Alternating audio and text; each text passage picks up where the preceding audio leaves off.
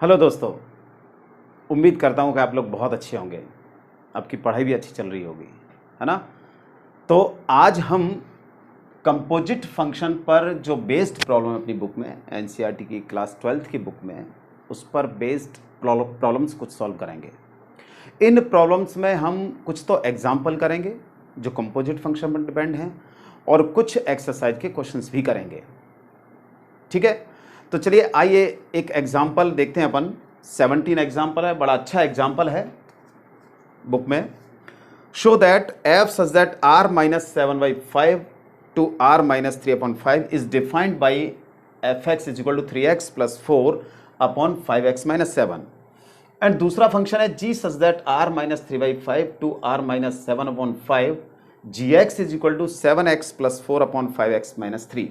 Then show that fog is equal to IA and GOF is equal to IP, where A is equal to है R minus 7/5 और B is equal to R minus 3/5। वो ये कह रहा है IA is equal to IB। ध्यान दीजिए, IA और IB, यहां जो IA और IB है वो सेट A में आइडेंटिटी फंक्शन है, आइडेंटिटी फंक्शन इन A। और आपको ध्यान होगा कि किस तरीके से रिप्रेजेंट करते हैं, f x is equal to x for all x belongs to A, है ना। ये आइडेंटिटी फंक्शन होता है जिसे हम आई से भी रिप्रेजेंट कर देते हैं। अगर सेट ए में है तो हम इसे लिखते हैं आई ए, और अगर ये सेट बी में है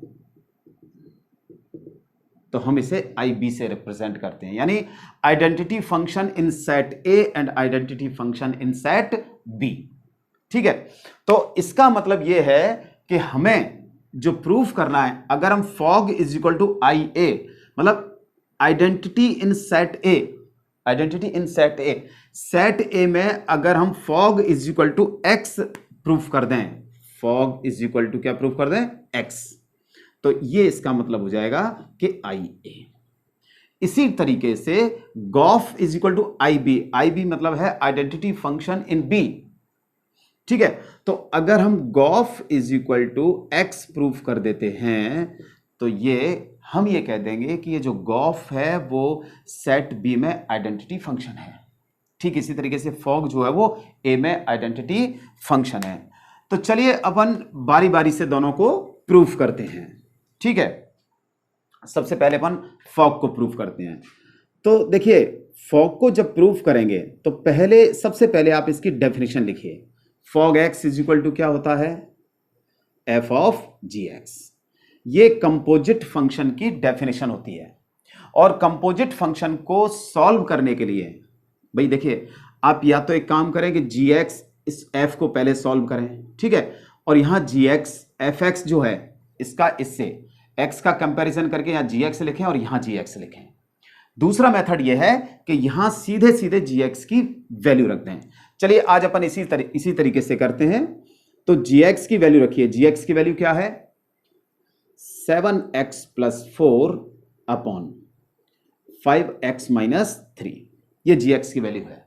ठीक है, अब हमें फंक्शन f को सॉल्व करना है। f को सॉल्व करने के लिए हम क्या करेंगे कि देखिए यहां पर ये f और ये f कंपैरिजन करिए। यहां x 7x plus 4 upon 5x minus 3 है, यहां x ये है, यानी इसकी वैल्यू निकालने के लिए f 7x plus 4 upon 5x minus 3 की वैल्यू निकालने के लिए हम यहां जहां भी x आ रहा है उसकी जगह 7x plus 4 upon 5x minus 3 रखेंगे। तो रखिए यहां जितने भी x आ रहे हैं, देखिए तो सबसे पहले 3 में x आ रहा है ना, x की जगह ये पूरी वैल्यू रखेंगे 7x plus 4 upon 5x minus 3। ठीक है, प्लस 4, इसी तरीके से अपॉन यहां 5x, तो इस x की जगह ये पूरी वैल्यू रखनी है, रख दीजिए 7x plus 4 upon 5x minus 3 और माइनस 7। ठीक है, अब इसे हम सॉल्व करेंगे तो एलसीएम ले लीजिए, इसका इससे मल्टीप्लाई हो जाएगा, तो डायरेक्ट मल्टीप्लाई करिए 3 7 जा 21x plus 12 plus 20x minus 12 upon, और एलसीएम क्या हो जाएगा, कैंसिल हो जाएगा, 35x प्लस 20 माइनस 35x, इसका इससे मल्टीप्लाई, और माइनस माइनस प्लस 21, तो 12 से 12 कैंसिल, 35 से 35, कितना हो गया, 21x plus 20x 41x upon नीचे भी 41, 41 से 41 कैंसिल, कितना आ गया, x आ गया। मतलब सीधा सा ये है कि fog x is equal to क्या आ गया, x आ गया। इसका मतलब ये identity in x, identity function in x, ठीक है, मतलब a, identity function in a। Similarly अब अपन गॉफ निकालते हैं, नाउ गॉफ, ठीक उसी तरीके से इसकी डेफिनेशन लिखिए, g ऑफ fx। अब हम क्या करेंगे, fx की वैल्यू रखेंगे, fx की वैल्यू यहां से रखेंगे, कितनी है, 3x plus 4 upon 5x minus 7 रख दीजिए, बहुत आसान है, 3x plus 4 upon 5x minus 7। ये हमने फंक्शन f को सॉल्व कर लिया। अब हम किसे सॉल्व करेंगे, g को सॉल्व करेंगे। g को सॉल्व करने के लिए यहां देखिए और इस g को देखिए, ये x है और ये x की जगह पूरी वैल्यू है 3x plus 4 upon 5x minus 7, ये पूरी वैल्यू है कंप्लीट। तो यहां हम इसके राइट हैंड साइड में जहां भी x आ रहा है उसकी जगह ये पूरी वैल्यू रख देंगे, ठीक है ना।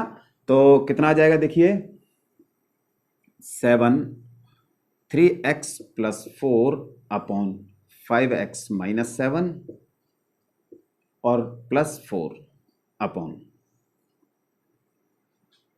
5x, तो 5x की जगह आपको रखना है 3x plus 4 upon 5x minus 7 और माइनस 3।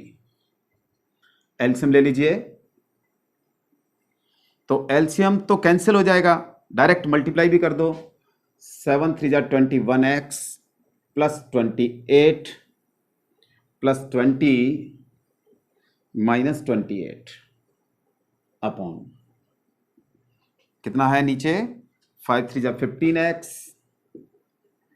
प्लस 5 4 जा 20, अब माइनस 3 का मल्टीप्लाई करिए तो minus 15x plus 21, minus minus plus हो जाएगा, ठीक है। अब देखिए कुछ गड़बड़ हो गया, 4 5 जा 20x, ये 20x आएगा,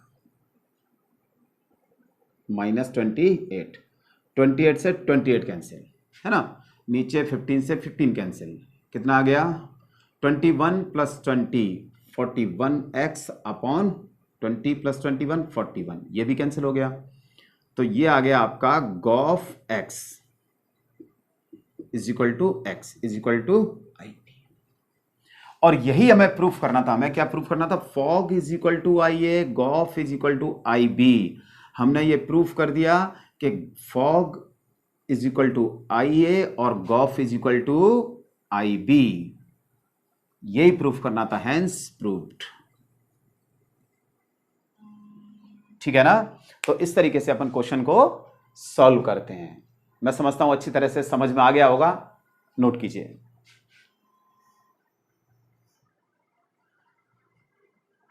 चलिए एक नया क्वेश्चन करते हैं, एग्जाम्पल है बुक का, बड़ा अच्छा एग्जाम्पल है। क्या है कि show that if f such that a to b and g such that b to c are 1 1, then gof such that a to c is also 1 1। मतलब क्या है कि एक ये थ्योरम भी हो जाती है कि f और g दोनों, मतलब f फंक्शन जो है वो a से b पर डिफाइन है और g जो है वो b से c पर डिफाइन है। अगर ये दोनों फंक्शन 1 1 हैं तो जो गॉफ a से c पर डिफाइन होता है वो भी कैसा होगा, 1 1 होगा। यानी मतलब if f and g, two functions f and g are 1 1, ठीक है ना, इंजेक्टिव फंक्शन हो तो उनका जो कंपोजिट फंक्शन होता है गॉफ, वो भी कैसा होगा, 1 1 फंक्शन होता है।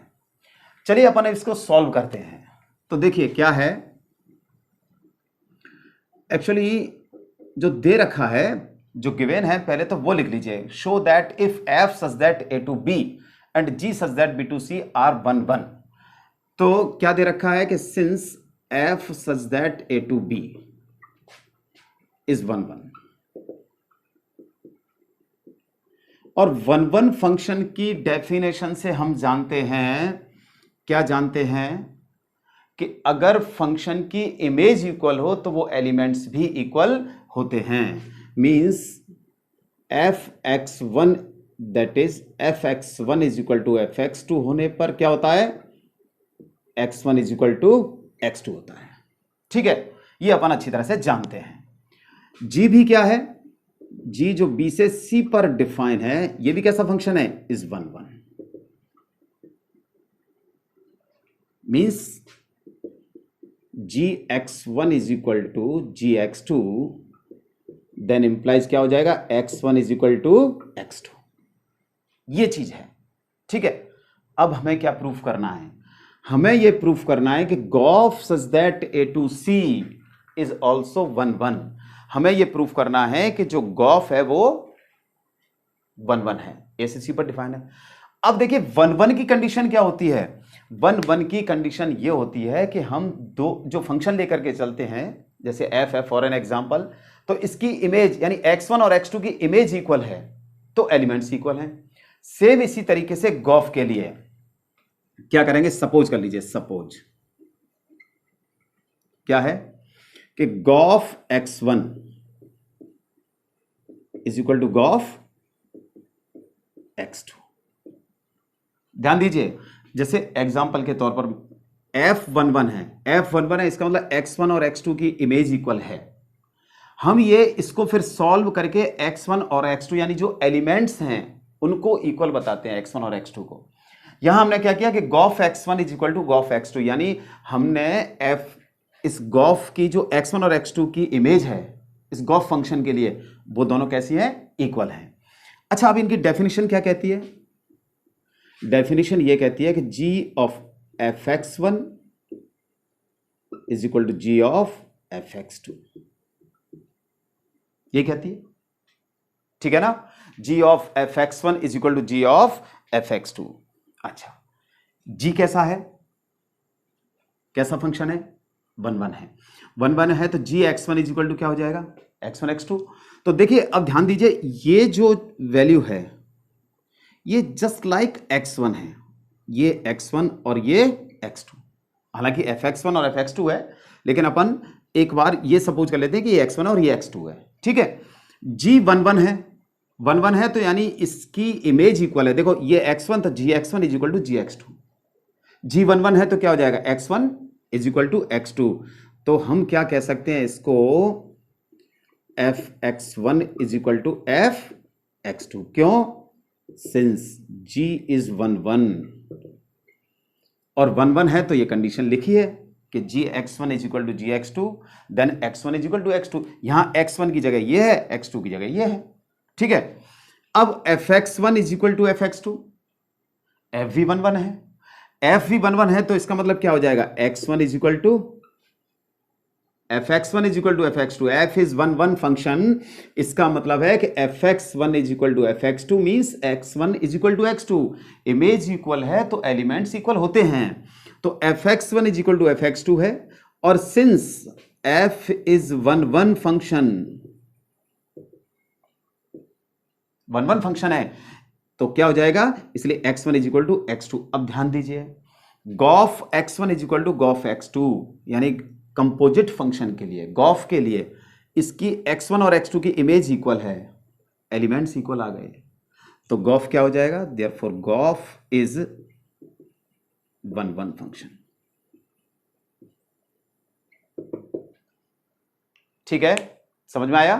तो इस तरीके से हमने इस फंक्शन को, गॉफ को ये प्रूफ कर दिया, gof such that A to C is also 1 1 function. ठीक है, नोट कीजिए। चलिए एक नया एग्जाम्पल है, क्या है, 19th नंबर का एग्जाम्पल है। Show that if f such that a to b and g such that b to c are on to, then golf such that a to c is also onto function. Onto का मतलब तो हम जानते हैं कि अगर कोई function F जो है वो ए से बी पर डिफाइन हो, है ना, तो बी जो कोडोमेन होता है, अगर उसकी रेंज और कोडोमेन इक्वल है तो वो फंक्शन ऑन टू होता है, रेंज और कोडोमेन। ठीक है, अब रेंज और कोडोमेन कह लीजिए, या ये कह लीजिए कि सेट बी में एक भी एलिमेंट, यानी कोडोमेन बी में एक भी एलिमेंट ऐसा नहीं बचना चाहिए जिसकी प्री इमेज नहीं हो, यानी सारे एलिमेंट्स की, कोडोमेन बी के सारे एलिमेंट्स की image, pre image set A में एग्जिस्ट करनी चाहिए, तब फंक्शन होता है ऑन टू। ठीक है, जी कह रहा है वो जी बी से सी पर, ये भी क्या है, ऑन टू फंक्शन है ना। ऑन टू फंक्शन का मतलब वही हो जाएगा कि सी जो कोडोमेन है इसका कोई भी एलिमेंट ऐसा नहीं बचना चाहिए जिसकी प्री इमेज बी में नहीं हो। ठीक है, तो चलिए अब अपन यहीं से चलते हैं। कैसे चलते हैं कि solution, since ji is onto function, है ना, जी क्या है, since G such that B to C is onto function, G such that B to C onto function है और ये बी से सी पर डिफाइन है। ठीक है, तो हमने ये सपोज कर लिया कि सेट बी का एक एलिमेंट बी है और सेट सी का एलिमेंट जेड है, यानी हमने ये सपोज कर लिया कि let g be an arbitrary element of codomain C. ठीक है, और वो इस तरीके से है कि इसकी प्री इमेज वाई है। क्या है, प्री इमेज वाई है, यानी जेड इज इक्वल टू क्या होता है, जी वाई होता है। ठीक है, अच्छा चलिए, तो यही मैं बना देता हूं जी को भी, B to C,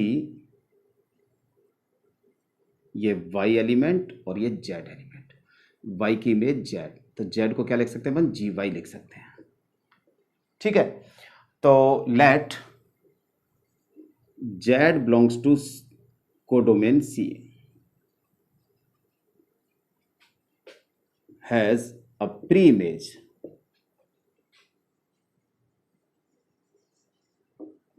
y in domain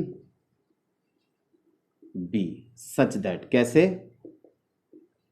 क्या लिखते हैं, g y is equal to z, ये तो लिखते हैं, z is equal to g y लिखें या g y is equal to क्या लिखें अपन, जेड लिखें।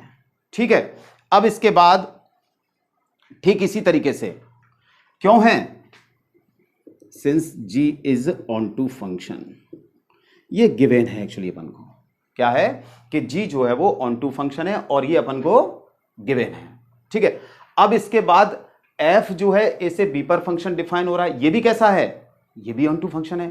तो हम ऐसा करते हैं कि इस एफ ऑन टू फंक्शन है, ध्यान दीजिए, इस वाई की प्री इमेज डोमेन ए में एक्स है, और एक्स है तो कैसी होती है, y is equal to f x, ऐसी तो हो गई। ठीक है, तो again since f such that A to B is onto function, कैसा फंक्शन है, ऑन टू फंक्शन है, तो let y belongs to codomain B has a pre-image x in domain A, और किस तरीके से है, such that fx is equal to y, fx is equal to y क्यों सपोज किया है, क्योंकि f जो है वो ऑन टू फंक्शन दे रखा है already, f such that a to b and g such that b to c are onto function, क्योंकि f को ऑन टू फंक्शन दे रखा है, लिख भी दिया है, हालांकि यहां लिख दिया था अपन ने, लेकिन कोई ऐसी दिक्कत नहीं है क्योंकि पहले भी हम लिख चुके थे कि g जो है ना वो ऑन टू फंक्शन है, f भी ऑन टू फंक्शन है। अब हमें क्या प्रूफ करना है, अब हमें प्रूफ करना है कि ये जो gof such that a to c है वो भी कैसा फंक्शन है, ऑन टू फंक्शन है। अब ये ऑन टू कब होगा, गॉफ जो है वो ऑन टू फंक्शन कब होगा, गॉफ ऐसी तो डिफाइन होता है ए से सी पर, और किस पर डिफाइन होता है, ए से सी पर डिफाइन है, यानी ये हो गया डोमेन और ये हो गया कोडोमेन, ठीक है ना। अब ध्यान दीजिए ऑन टू की क्या है डेफिनेशन। ऑन टू का मेथड या डेफिनेशन ये है कि कोडोमेन का एलिमेंट जो है उसकी प्री इमेज डोमेन ए में एग्जिस्ट करनी चाहिए, यानी जेड की प्री इमेज एक्स होनी चाहिए। अगर हम ये प्रूफ कर देते हैं तो फिर गॉफ क्या हो जाएगा, ए से सी में ऑन टू फंक्शन हो जाएगा। देखिए तो नाउ गॉफ जेड, ठीक है, सॉरी गॉफ एक्स लेंगे, गॉफ एक्स। ध्यान देते जाइए, इसकी डेफिनेशन क्या बोलती है, g of F x. Composite function की डेफिनेशन क्या बोलती है, g of x is equal to g of F x. F x की वैल्यू कितनी है, वाई, रख दीजिए जी वाई, ठीक है। लिखने की जरूरत नहीं है कि बाई टू, लिखना चाहे तो आप लिख सकते हैं बाई टू जी वाई, ठीक है। जी वाई की वैल्यू कितनी है, जेड, जेड लिख दीजिए, यानी gof x is equal to z by 1। ये क्या शो कर रहा है, ये शो कर रहा है जैसे f x is equal to y लिखा है कि नहीं अपन ने, y is equal to f x लिखा है, ऐसे जेड इज इक्वल टू क्या आ गया, गॉफ एक्स आ गया, है ना। इसमें देखिए y is equal to f x लिखते हैं तो वाई की प्री इमेज एक्स होती है, या अपन कह सकते हैं कि एक्स की इमेज वाई होती है। तो यहां जेड की प्री इमेज क्या हो गई, जेड की प्री इमेज एक्स हो गई, यानी गॉफ के कोडोमेन सी के हर एलिमेंट की इमेज सेट ए यानी डोमेन ए में एग्जिस्ट करेगी। Therefore gof such that A to C is onto function. यही हमें प्रूफ करना था। तो बहुत आसान है, चीजें बहुत आसान होती हैं, हमारे समझने के ऊपर डिपेंड करता है, हमारे सोचने के ऊपर डिपेंड करता है कि चीजें कैसी हैं। अगर हम सोचेंगे कि कठिन है तो वो कठिन है, हम सोचेंगे कि वो आसान है तो आसान है। इसलिए ये जो क्वेश्चन है ये बड़ा आसान था, बड़ा सिंपल था, ठीक है ना, नोट कर लीजिए।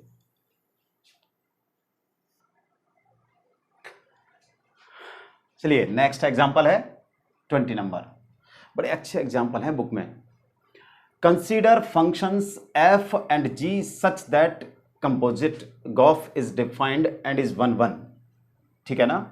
वो कहता है कि f और g दो फंक्शन है, उनको कंसीडर कीजिए, विचार कीजिए, और उनका कंपोजिट फंक्शन गॉफ डिफाइन है, ठीक है, एंड इज 1 1 और 1 1 भी है। तो क्या f और g बोथ नेसेसरली 1 1, दोनों 1 1 होंगे, ये कोई जरूरी है या नहीं है। क्या जरूरी है कि ये दोनों f और g बोथ नेसेसरली 1 1, यानी दोनों, क्या जरूरी है कि दोनों f और g भी 1 1 हों। तो देखिए चलिए अपन एक एग्जांपल लेते हैं, ठीक है। एग्जांपल ऐसे लेते हैं कि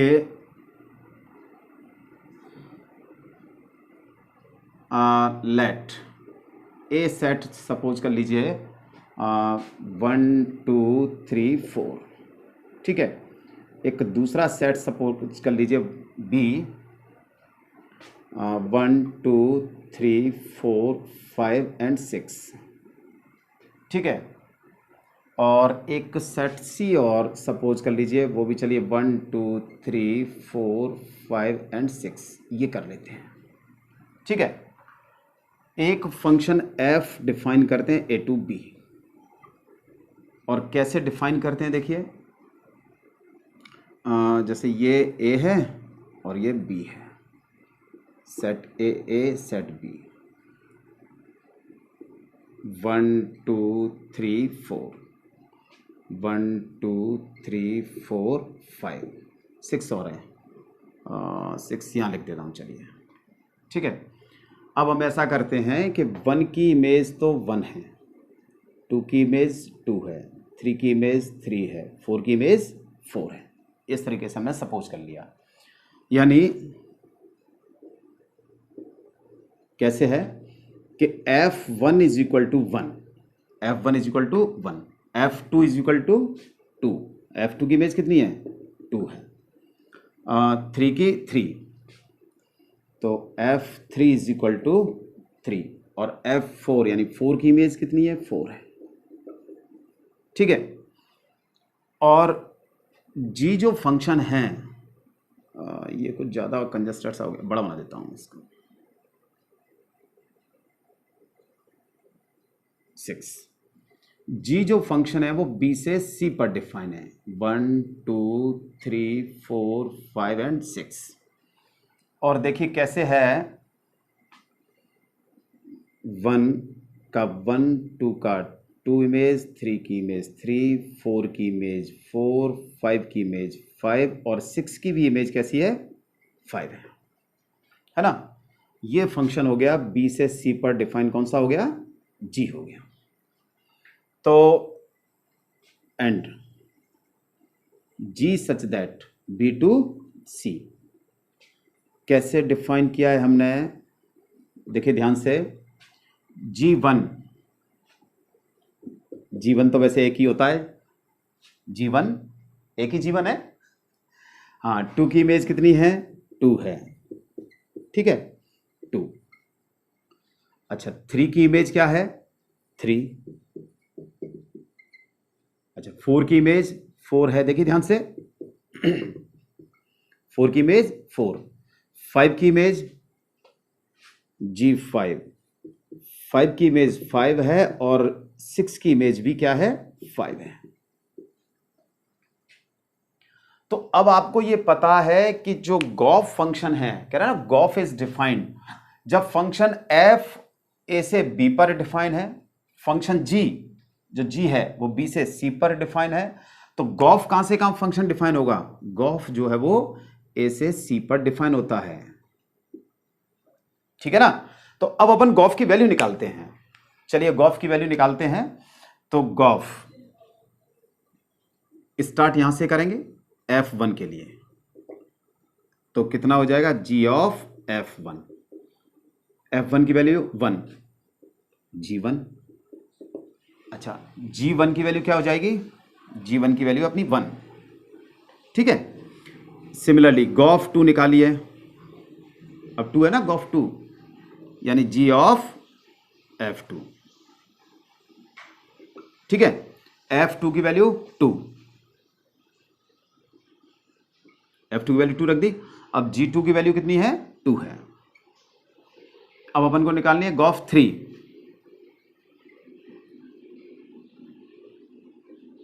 g ऑफ f3, f3 की वैल्यू 3, ध्यान दीजिए। अच्छा, g3 की वैल्यू कितनी है, 3 है, ठीक है। अब f4, गॉफ 4 है ना, तो कितना हो जाएगा, g ऑफ f4, f4 की वैल्यू 4 और g4 की वैल्यू 4, ठीक है। यानी कैसे आ गया, गॉफ इज इक्वल टू आ गया, देखिए 1 1 है ना, 2 2,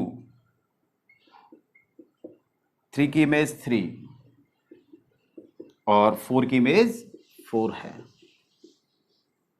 तो अगर मैं इसके फिगर को बनाना चाहूं, थोड़ा सा साफ सा बनाऊं, तो आप देखिए ये गॉफ हो गया, और गॉफ कहां से कहां डिफाइन है, ए टू सी है ना, ए सी, ए के एलिमेंट्स 1 2 3 4, सी के एलिमेंट्स हैं 1 2 3 4 5 एंड 6, ठीक है। 1 की इमेज 1, 1 की इमेज 1, 2 की इमेज 2, 2 की इमेज 2, 3 की 3, 4 इज रिलेटेड विद 4, लीजिए साहब, different elements 1 2 3 4 have different images, different image है, 1 की 1, 2 की 2, 3 की 3, 4 की 4। तो फंक्शन कैसा हो गया, ये फंक्शन कैसा हो गया, गॉफ कैसा हो गया, 1 1 फंक्शन हो गया। तो इट इज क्लियर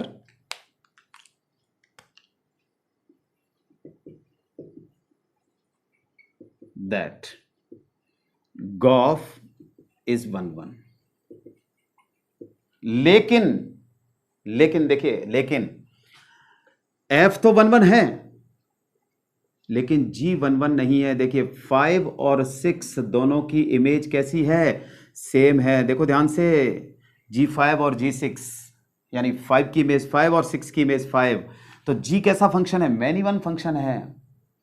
और F कैसा है, 1 की इमेज 1, 2 की इमेज 2, 3 की इमेज 3, 4 की इमेज 4। यानी F तो 1 1 है, लेकिन G 1 1 नहीं है। लेकिन इसके बावजूद भी गॉफ कैसा हो गया, गॉफ 1 1 हो गया। तो ये कोई जरूरी नहीं है कि अगर गॉफ 1 1 है तो जी भी 1 1 फंक्शन हो।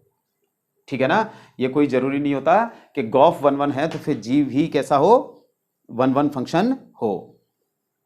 तो but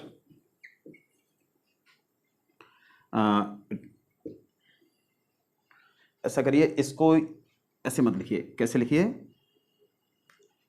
therefore Gauff is 1 1 but G is not, but it is clear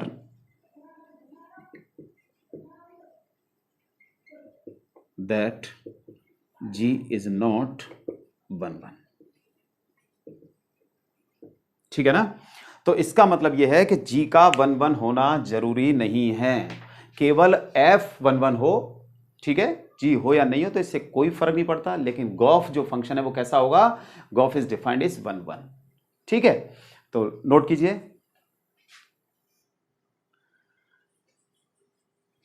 चलिए एक और एग्जाम्पल है, बड़ा अच्छा एग्जाम्पल है, अक्सर एग्जाम में पूछा भी जाता है।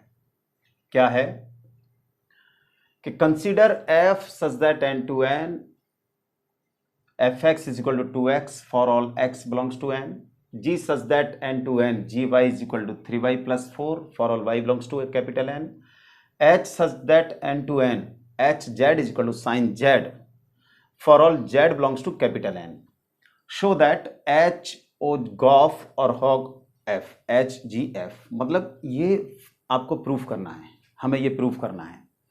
तो देखिए प्रूफ करने के लिए जब तीन फंक्शन अपने पास हों, इस तरीके से एफ जी एच डिफाइन हो और h of g of f और h of g of f इस तरीके से अगर दोनों इक्वल आ जाते हैं, अगर दोनों पार्ट लेफ्ट हैंड साइड और राइट हैंड साइड दोनों ही इक्वल आ जाते हैं, तो ऐसी कंडीशन में ये जो प्रॉपर्टी है वो कहलाती है एसोसिएटिव प्रॉपर्टी।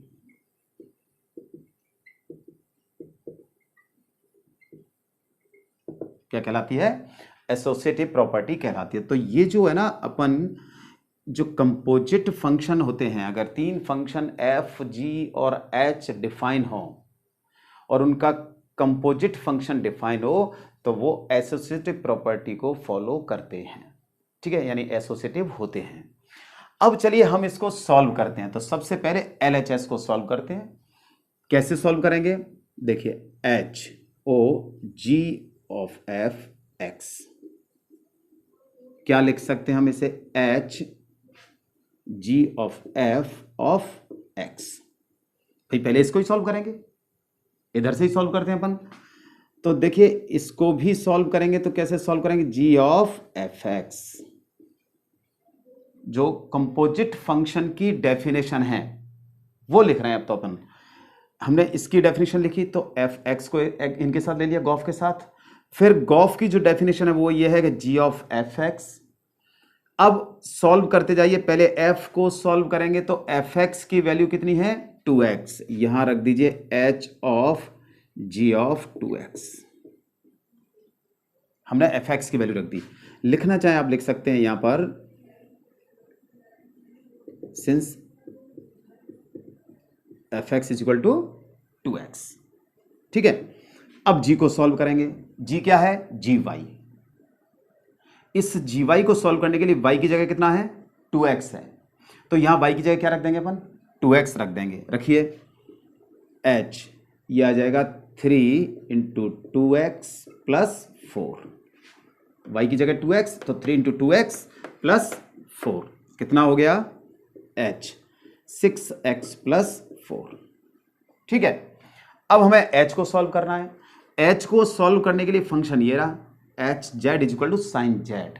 तो यहां z और यहां z की जगह 6x+4, यानी इस साइन जेड में z की जगह अपन क्या रख देंगे, 6x+4 रख देंगे। तो ये हो जाएगा साइन +4, ये आ गया फर्स्ट।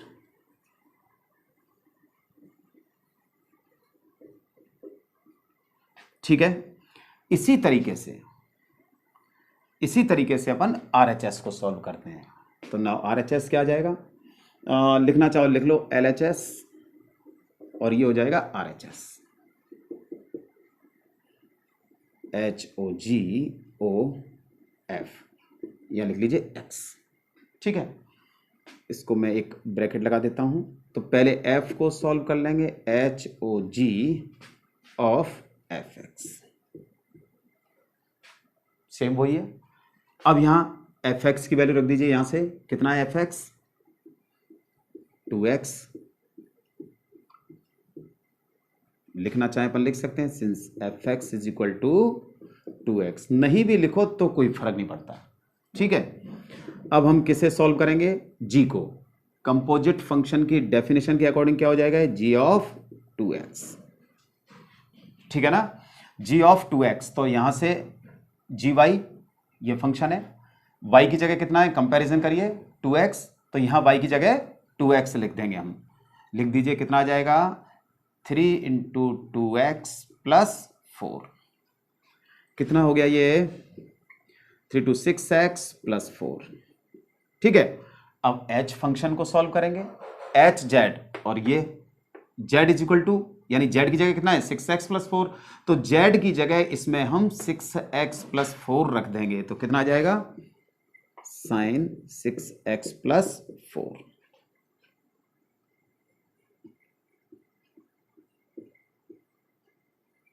x। ठीक है, कितना हो गया, बाय फर्स्ट एंड टू, दोनों वैल्यू कैसी आ गई, इक्वल हैं। तो हम क्या लिख सकते हैं, h of g of f is equal to h of g of f, hence proved. इसका मतलब ये भी हो गया कि जो कंपोजिट फंक्शन है वो एसोसिएटिव होता है। जो कंपोजिट फंक्शन है वो कैसा होता है, एसोसिएटिव होता है, यानी एसोसिएटिव प्रॉपर्टी को फॉलो करता है। ठीक है, तो नोट कीजिए। अब है एक्सरसाइज 1.3 का एक क्वेश्चन, थर्ड क्वेश्चन। फर्स्ट और सेकंड जो क्वेश्चन है बड़े इजी हैं, उनको तो आप लोग कर सकते हैं, होमवर्क के तौर पर है। तो देखिए क्वेश्चन क्या है कि find gof and fog if fx is equal to modulus x and gx is equal to modulus 5x - 2। Second question है कि fx is equal to 8x³ gx is equal to x to the power 1/3। तो चलिए पहले पहला question solve करते हैं। ठीक है, फॉग निकालते हैं या गॉफ निकालते हैं, कुछ भी निकाल लीजिए। तो गॉफ निकालते हैं पहले के लिए, gof x is equal to, definition लिखते हैं। देखिए सबसे पहले हमें उसकी डेफिनेशन लिखनी पड़ती है। जितने भी हमने क्वेश्चन सॉल्व किए हैं इस तरह के आपने देखा होगा कि उन सब में सबसे पहले डेफिनेशन लिखिए सबसे पहले, फिर इसके बाद सॉल्व करते जाइए। इस साइड से सॉल्व करते हैं, राइट हैंड साइड से पहले f को सॉल्व करते हैं, उसके बाद g को सॉल्व करते हैं। सॉल्व करने का मतलब है कि fx की वैल्यू रखेंगे, fx की वैल्यू यहां से रखेंगे। फर्स्ट क्वेश्चन सॉल्व कर रहे हैं इसलिए fx की वैल्यू यहां से रखी हमने, g ऑफ कितना है, मॉडुलस x। ठीक है, fx की वैल्यू रख दी यहां से यहां। अब g को सॉल्व करेंगे। देखिए क्या है, gx है x मॉडुलस 5x - 2, और ये कितना है, मॉडुलस x है। इसका मतलब ये है कि जहां भी x आ रहा है इसमें, मतलब इस यहां इसके राइट हैंड में भी, राइट हैंड में जहां x आ रहा है उसकी जगह अपन क्या रखेंगे, मॉडुलस x रखेंगे। तो रखिए मॉडुलस 5 मॉडुलस x - 2, ये हो गया गॉफ। ठीक है, अब निकालते हैं फॉग। ठीक इसी तरीके से फॉग भी निकलेगा, fog x is equal to, इसकी डेफिनेशन लिखिए, f ऑफ gx।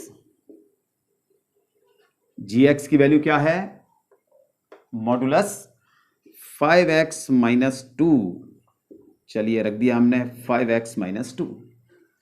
अब f को सॉल्व करेंगे। सॉल्व करने का मतलब यह है, देखिए कई बार अपन ये डिस्कस कर चुके हैं कि सॉल्व करने का मतलब होता है कि इस x की जगह ये वैल्यू रखना राइट हैंड साइड में। तो हम मॉडुलस x और x की जगह रखेंगे मॉडुलस 5x-2, तो रखिए मॉडुलस 5x-2।